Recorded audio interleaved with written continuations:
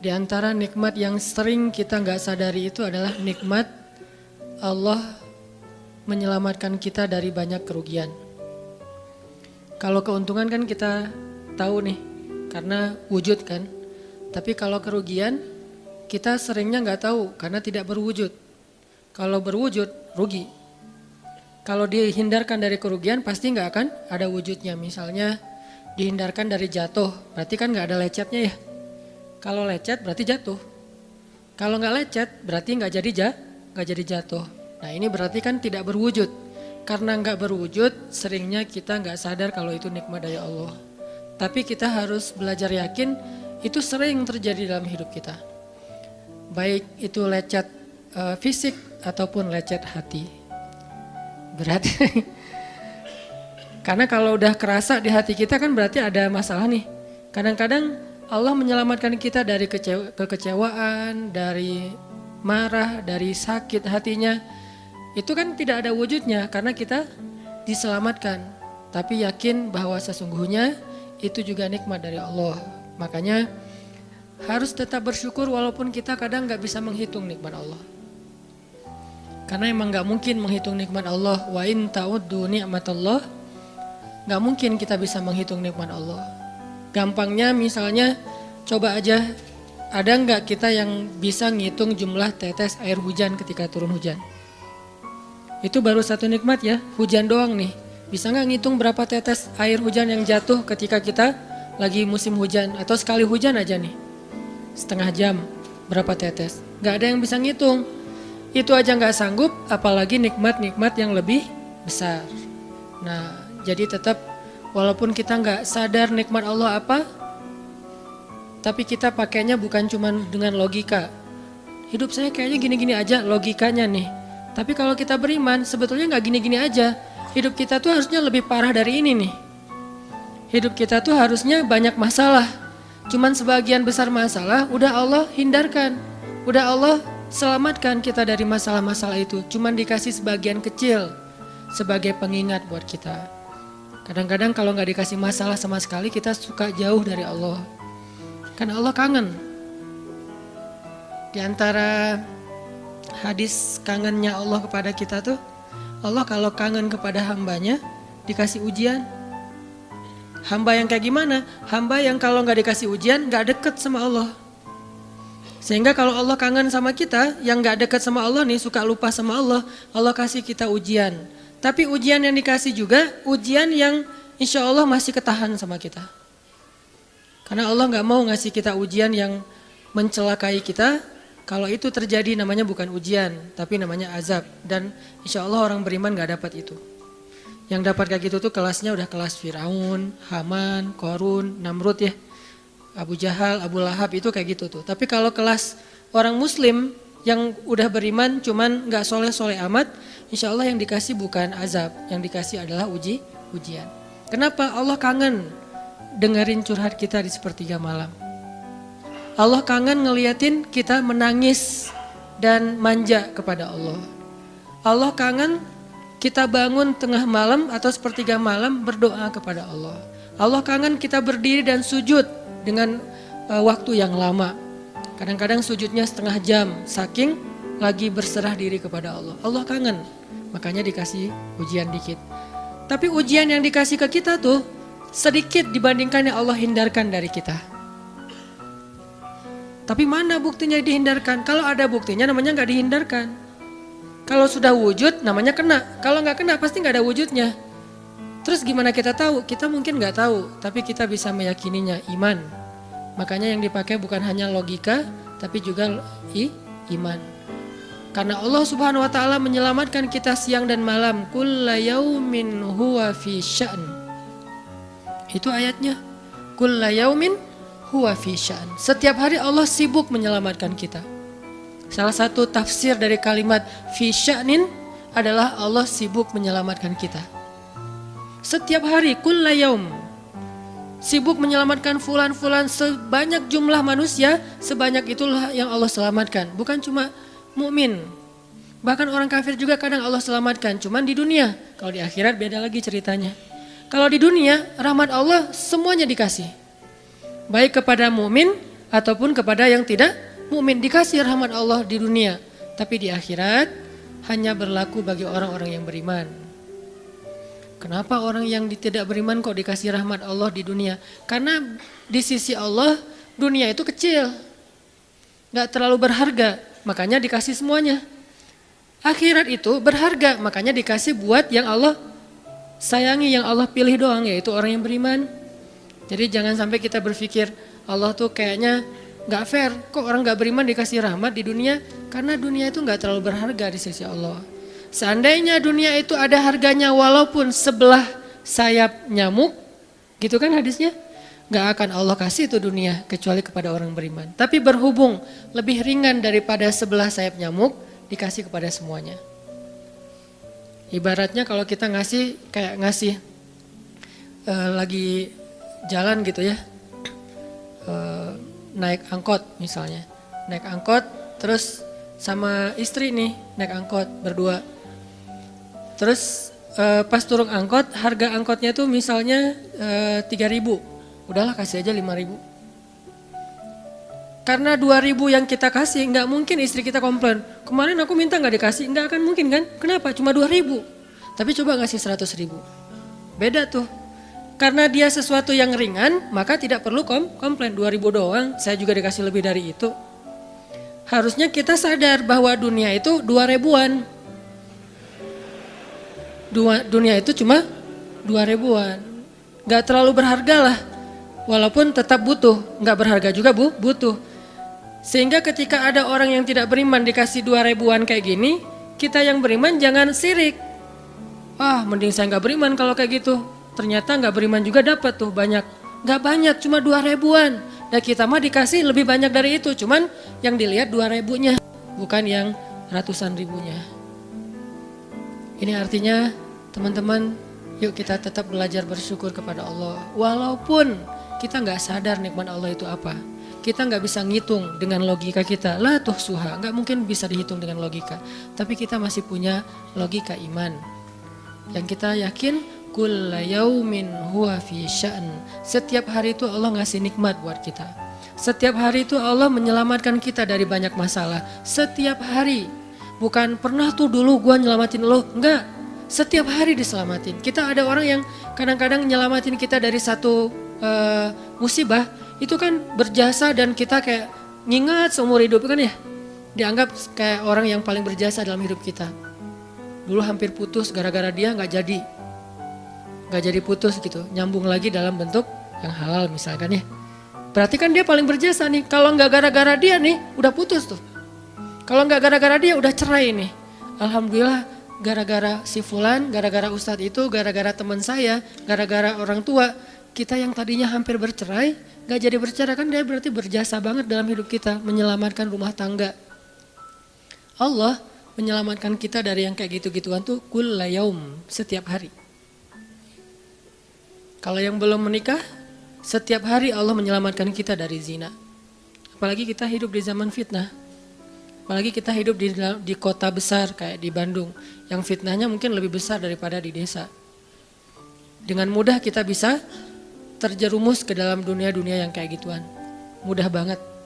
Tapi setiap hari diselamatin, besok diselamatin lagi, lusa diselamatin. Walaupun seringkali Allah pengen nyelamatin kita, kitanya aja yang kekeh gak mau diselamatin. Udah jatuh, Allah selamatkan dari apa? Dari makin terpuruk. Kadang-kadang kan jatuh ketiban tangga nih. Jatuh doang gak ketiban tangga. Allah selamatkan. Kalau nggak diselamatkan 100%, minimal diselamatkan sebagiannya. Supaya kita nggak benar-benar hancur. Itu sering. Yang pernah merasakan masa-masa kelam di masa lalunya, harusnya kan ketika kita dulu kayak gitu, kita mungkin udah mati kali ya. Yang sering tawuran misalnya, yang sering tarung di jalan, alasannya alasan sepele gitu. Kayak kemarin saya pas ke Jakarta ada acara di daerah Bintaro tuh, lagi jalan, ada tawuran pelajar, pada bawa golok, bawa samurai, bawa celurit segala macam. Kita agak-agak kaget karena kita platnya plat D gitu kan, agak bahaya nih di Jakarta soalnya. Langsung kita gimana nih plat D, masa mau ditutup pakai tangan, nggak mungkin kan ya mobil. Akhirnya la haula aja. Coba bayangin, mungkin sebagian kita pernah ngalamin masa kayak gitu dan mungkin lebih parah. Yang kayak gitu-gitu mah udah jadi kayak sarapan lah. Kalau nggak makan siang. Kayak gitu-gitu, udah sering. Kenapa masih bisa selamat dan sekarang bisa duduk di masjid? Kalau bukan karena Allah menyelamatkan kita. Jadi kalau ada yang cerita ke saya tuh tentang pengalaman masa lalunya yang luar biasa kelam, saya tuh selalu bukan takjub ke dianya, takjub ke Allahnya. Bukan takjub karena dia bisa berhijrah, takjub karena Allah masih menyelamatkan dia dan menghijrahkan dia. Sehingga ketika dengar cerita kayak gitu, yang kita ucapkan adalah Masya Allah, Alhamdulillah. Bukan, wah hebat lo ya, dulu pernah bunuh orang, pernah ini, pernah semua dosa pernah gue lakuin dah. Itu gak perlu bangga, karena kalau dia gak diselamatin Allah, dulu udah celaka dengan dosa-dosa itu. Tapi karena Allah selamatkan, akhirnya dia diberi kesempatan. Bikin dosa dibiarin sama Allah, bikin dosa dibiarin, bukan dibiarin berbuat dosa, dibiarin supaya dia kembali kepada Allah, dikasih kesempatan. Dan itu gak sehari, bertahun-tahun kan kita kayak gitu, masih aja Allah biarin, masih Allah kasih kesempatan. Ini artinya teman-teman, benar kulla yaumin huwa fi sya'an. Setiap hari itu Allah selalu jagain kita. Setiap hari itu Allah selalu nyelamatin kita dari banyak masalah. Kalau yang udah nikah, mungkin di hari-hari pertama atau tahun-tahun pertama nih pengalaman pernikahan ya. Ya nggak apa-apa deh. Sedikit lah ya, saya emang nggak terlalu berpengalaman. Ada yang lebih berpengalaman dari saya lah ya, ada sedikit pengalaman. Biasanya orang yang baru nikah ujiannya itu 3 tahun pertama. Kalau dia bisa ngelewatin masa 3 tahun pertama, insya Allah agak lebih mudah ke depannya. 3 tahun pertama ini paling berat. Apalagi kalau dia nikahnya, alhamdulillah gak pacaran. Kalau pacaran kan ujiannya udah sebelum nikah udah banyak ujian ya. Pas sudah nikah ya udah selesai. Bukan udah selesai ujiannya, udah gak ada yang perlu udah hambar aja. Udah plain ya. Pernah gitu Ustaz? Enggak sih. Untung ya, untung. Alhamdulillah gak pakai pacaran. Soalnya yang pacaran diputusin melulu. Jadi yang udah pacaran lama, pas udah nikah, kita mau ngapain lagi ya? Kayaknya udah semua ya. Oh iya, udah semua. Bulan madu dari dulu juga udah sering. Kan udah agak-agak plain gitu kan.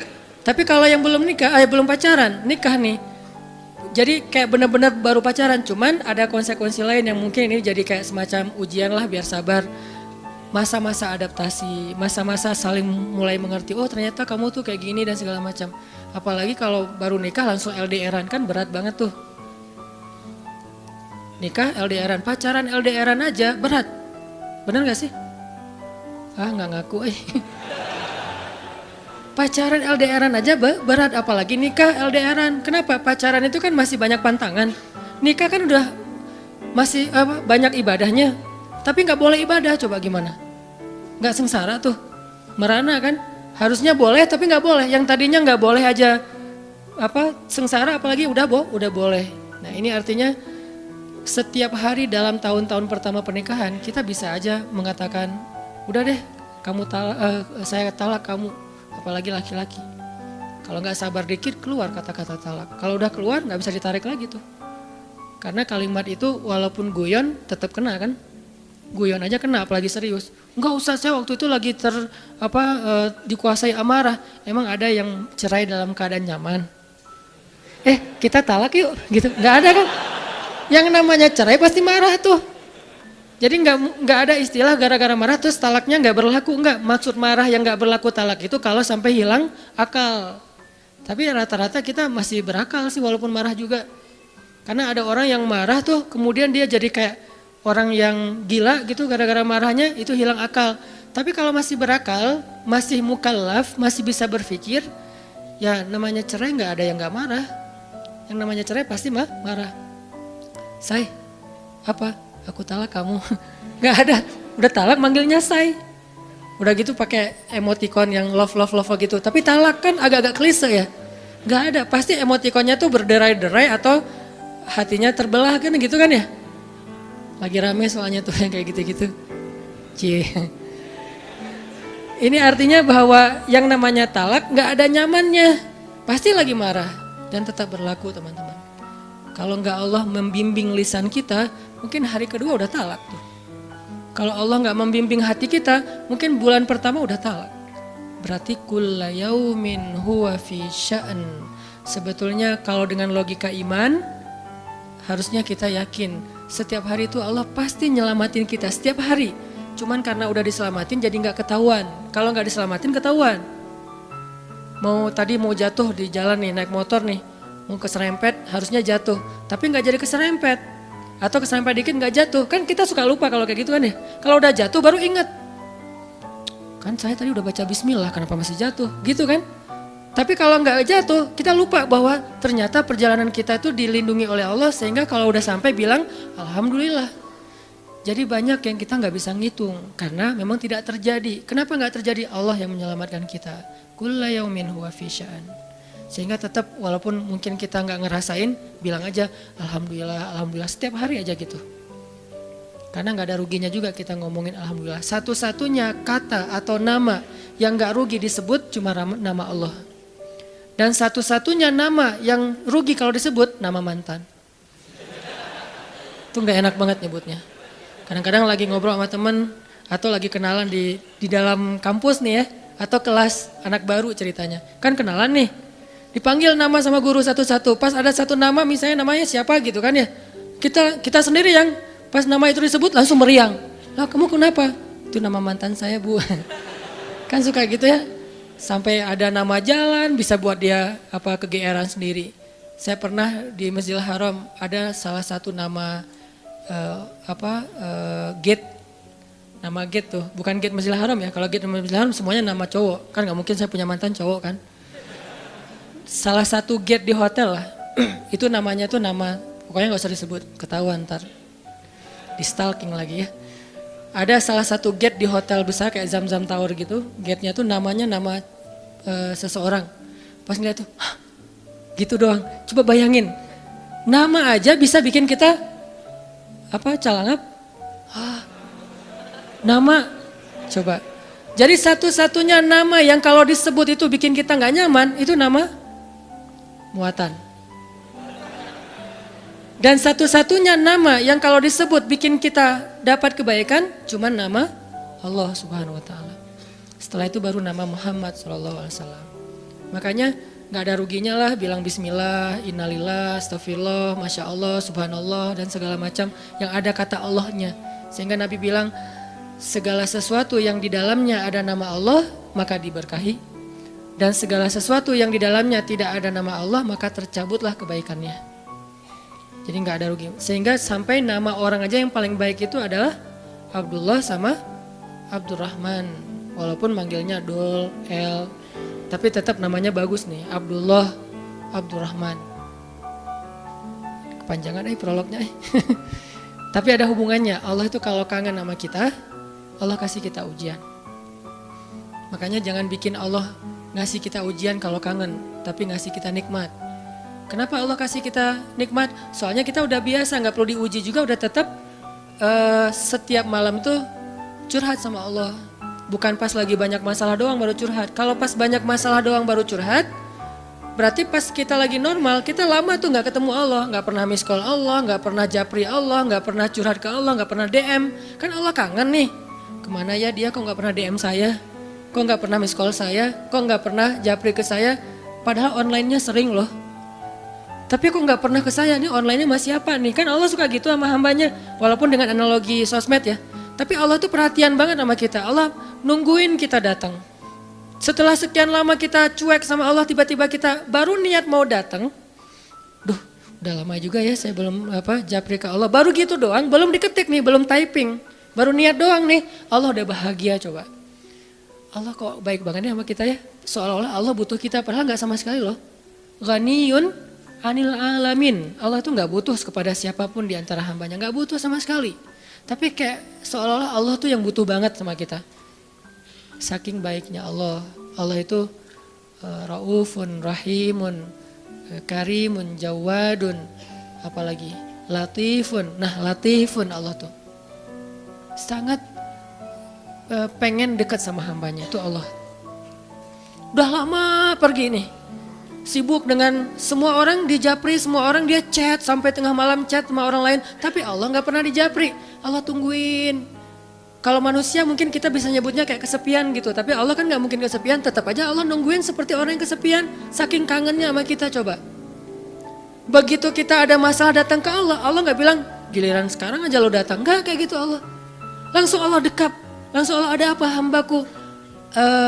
Hal min haja, apakah kamu butuh sesuatu? Hal min taib, apakah kamu mau diterima taubatnya? Hal min mustaghfir, apakah kamu mohon minta ampun? Allah tanya kepada kita setiap malam, dicuekin lagi, dicuekin lagi.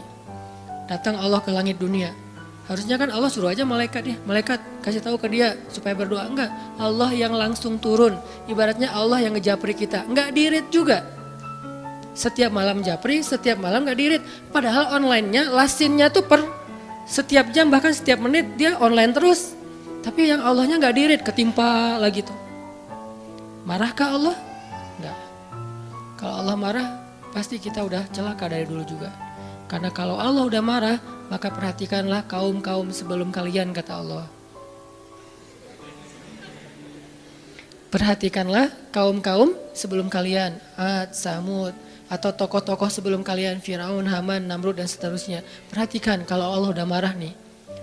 Berarti Allah belum marah sama kita. Tapi jangan sampai batasan waktu yang Allah buat itu kita lewatin, itu bahaya. Karena kalau Allah sudah menentukan waktunya, gak bisa ditolak.